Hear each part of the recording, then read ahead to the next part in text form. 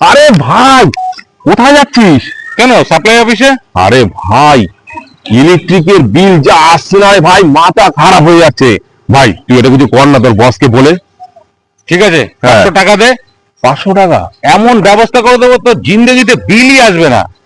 তাই? এই নে ভাই, ভাই 100 টাকা আছে, নে। আমি 400 টাকা দিয়ে দেবো, আমি 400 টাকা দিয়ে দেবো ভাই। আবার বাকি, তোর এই বাকি কাজটাই আমার ভালো লাগে। ভাই হ্যাঁ,